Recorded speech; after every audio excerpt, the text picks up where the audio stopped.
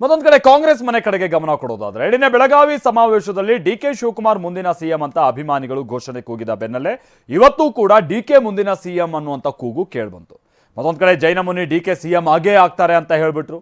BJP MLC Vishwanath ಕೂಡ DK Shivakumar ಪರ bat ಬೀಸಿದ್ದಾರೆ. ಹಾಗೆ ಸತೀಶ್ ಜಾರಕಿಹೊಳಿ ಅವರ ಬೆಂಬಲಿಗರು ಕೂಡ ಸತೀಶ್ ಜಾರಕಿಹೊಳಿ ಸಿಎಂ ಆಗಲಿ ಅಂತ ಪೂಜೆ ಮಾಡಿಸಿದ್ದಾರೆ.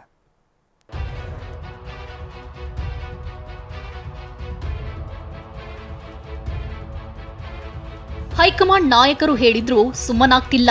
ಸ್ವತಃ ಸಿಎಂ ಡಿಸಿಎಂ ಮನವಿ ಮಾಡಿದ್ರು ಬಿಟ್ಟಿಲ್ಲ. ರಾಜ್ಯ ಕಾಂಗ್ರೆಸ್ ಮನೆಯಲ್ಲಿ ಮುಂದಿನ ಸಿಎಂ ಕೂಗು ಜೋರಾಗಿ ಸದ್ದು ಮಾಡ್ತಿದೆ.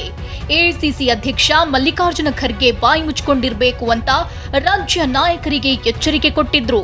ಸ್ವಾಮೀಜಿಗಳ ಬಳಿಯೂ ಈ ಬಗ್ಗೆ ಮಾತನಾಡದಂತೆ ಮನವಿ ಮಾಡಿದ್ರು. ಆದ್ರೆ ಮುಂದಿನ ಸಿಎಂ ಕೂಗು ತಣ್ಣಗಾಗ್ತಾನೇ ಇಲ್ಲ.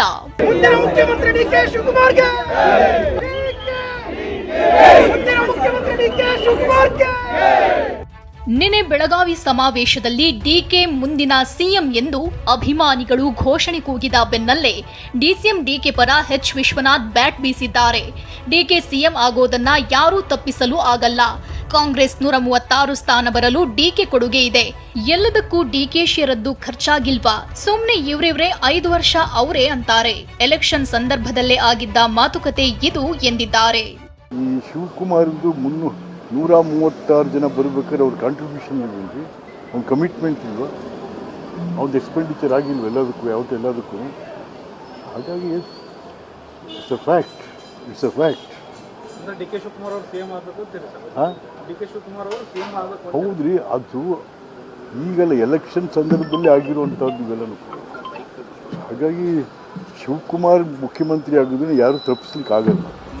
ಹುಬ್ಬಳ್ಳಿಯ ವರೂರಿನ ನವಗ್ರಹ ತೀರ್ಥಂಕರ ಮಹಾಮಸ್ತಕಾಭಿಷೇಕ ಕಾರ್ಯಕ್ರಮದಲ್ಲಿ ಜೈನ ಮುನಿ ಗುಣಧರನಂದಿ ಸ್ವಾಮೀಜಿ ಎಷ್ಟೇ ಕಾಟ ಇರ್ಲಿ ಸಂಕಟ ಇರ್ಲಿ ಡಿಕೆ ಸಿಎಂ ಆಗ್ತಾರೆ ಎಂದಿದ್ದಾರೆ. ನೋಡ್ರಿ, ಬಂದ ಭವಿಷ್ಯವಾಣಿ ನವಗ್ರಹ ತೀರ್ಥದಿಂದ ಮಾಡ್ತಾ ಇದ್ದೇನೆ. ಇವ್ರಿಗೆ ಎಷ್ಟು ಕಾಟ ಇರಲಿ, ಎಷ್ಟು ಸಂಕಟ ಇರಲಿ, ಈ ಕಾಲ ಭೂಮಿಯಲ್ಲಿ ಈ ಸಮಯದಲ್ಲಿ ಒಂದು ನುಡಿಯನ್ನು ನೀಡ್ತಾರೋ ಮುಖ್ಯಮಂತ್ರಿ ಆಗೇ ತೀರ್ತಾರೋ ಡಿ ಕೆ ಶಿವಕುಮಾರ್. ಯಾಕಂದ್ರೆ ಇವ್ರು ಏನು ಕಷ್ಟಪಟ್ಟಿದಾರ, ಇವ್ರೇನು ಶ್ರಮ ಪಟ್ಟಿದಾರ, ಇವ್ರೇನು ತಮ್ಮ ಕಾಂಗ್ರೆಸ್ಗೆ ಜೀವನ ಕೊಟ್ಟಿದಾರ, ಅದು ಯಾರೋ ಕರ್ನಾಟಕ ಜನ ಮರೆಯೋದು ಸಾಧ್ಯ ಇಲ್ಲ. ನಮ್ಮ ಕನಸಿದೆ, ನಮ್ಮ ಒಮ್ಮೆ ಮುಖ್ಯಮಂತ್ರಿ ಇದ್ದಂತ ಡಿ ಕೆ ಶಿವಕುಮಾರ್ ಅವರಾಗಬೇಕು. ಡಿಕೆ ಮುಂದಿನ ಸಿಎಂ ಆಗಬೇಕು ಎಂದಿದ್ದ ಜೈನ ಮುನಿಗಳ ಮಾತಿಗೆ ಹುಬ್ಬಳ್ಳಿಯಲ್ಲಿ ಡಿಸಿಎಂ ಡಿಕೆ ಶಿವಕುಮಾರ್ ಪ್ರತಿಕ್ರಿಯಿಸಿದ್ದಾರೆ. ಏನೇ ಇದ್ರೂ ಸಹ ನಮ್ಮ ಪಕ್ಷ ತೀರ್ಮಾನಿಸುತ್ತೆ. ನಾನು ಯಾವುದೇ ಸ್ಥಾನ ಹುಡುಕಿಕೊಂಡು ಹೋಗಲ್ಲ. ನನಗೆ ಯಾವುದೇ ಸ್ಥಾನ ಹುಡುಕಿ ಹೋಗುವ ಅಗತ್ಯವೂ ಇಲ್ಲ. ಈಗ ಯಾವುದಕ್ಕೂ ಅರ್ಜೆಂಟ್ ಇಲ್ಲ ಎಂದಿದ್ದಾರೆ. ನಾನೇನು ಯಾವ ಸ್ಥಾನನೂ ಹುಡುಕೊಂಡು ಹೋಗುವಂಥ ಅವಶ್ಯಕತೆ ಇಲ್ಲ. ನಮ್ಮ ಡ್ಯೂಟಿ ನಾವು ಮಾಡ್ತಾ ಇರ್ತೀವಿ. ನಿಮ್ಮನ್ನ ಹುಡುಕೊಂಡು ಬರುತ್ತೆ ಸರ್ ಸ್ಥಾನಗಳು. ನಮ್ಮ ಡ್ಯೂಟಿ ನೋಡ್ರಿ, ನಾವು ಪಕ್ಷಕ್ಕೆ ಏನು ಕೆಲಸ ಮಾಡಬೇಕು, ಸರ್ಕಾರಕ್ಕೆ ಏನು ಕೆಲಸ ಮಾಡಬೇಕು ಅದು ನಾವು ಮಾಡ್ತೀವಿ. ಮಿಕ್ಕಿದ್ದು ನಮ್ಮ ಪಾರ್ಟಿ ತೀರ್ಮಾನ. ನಾನೇನು ಅರ್ಜೆಂಟಲ್ಲಿ ಯಾವುದಕ್ಕೂ ಇಲ್ಲ. ಇತ್ತ ಸಿಎಂ ಸಿದ್ದರಾಮಯ್ಯ ಪರ ಜೆಡಿಎಸ್ ಶಾಸಕ ಜಿಟಿ ದೇವೇಗೌಡ ಬ್ಯಾಟ್ ಬೀಸಿದ್ದಾರೆ. ಮುಡಾ ಹಗರಣದಲ್ಲಿ ಸಿಎಂ ಸಿದ್ದರಾಮಯ್ಯ ರಾಜೀನಾಮೆ ಕೊಡುವ ಅವಶ್ಯಕತೆ ಇಲ್ಲ ಎಂದಿದ್ದಾರೆ.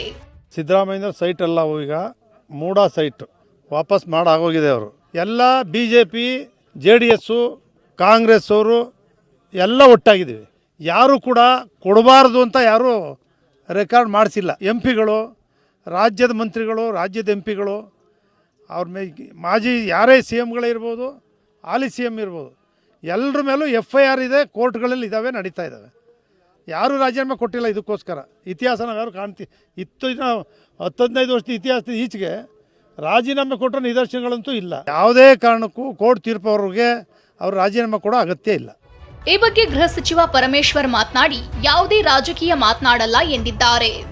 No political statements. ಈ ಬೆಳವಣಿಗೆಗಳ ಮಧ್ಯೆ ಸತೀಶ್ ಜಾರಕಿಹೊಳಿ ಮುಂದಿನ ಸಿಎಂ ಆಗ್ಲಿ ಅಂತ ಅಭಿಮಾನಿಗಳು ಸಿಗಂದೂರು ಚೌಡೇಶ್ವರಿ ದೇಗುಲದಲ್ಲಿ ವಿಶೇಷ ಪೂಜೆ ಮಾಡಿದ್ದಾರೆ. ಮುಂದಿನ ಸಿಎಂ ಸತೀಶ್ ಜಾರಕಿಹೊಳಿ ಎಂಬ ಪೋಸ್ಟರ್ ಹಿಡಿದು ದೇವರಿಗೆ ಅಭಿಮಾನಿಗಳು ಮೊರೆ ಇಟ್ಟಿದ್ದಾರೆ.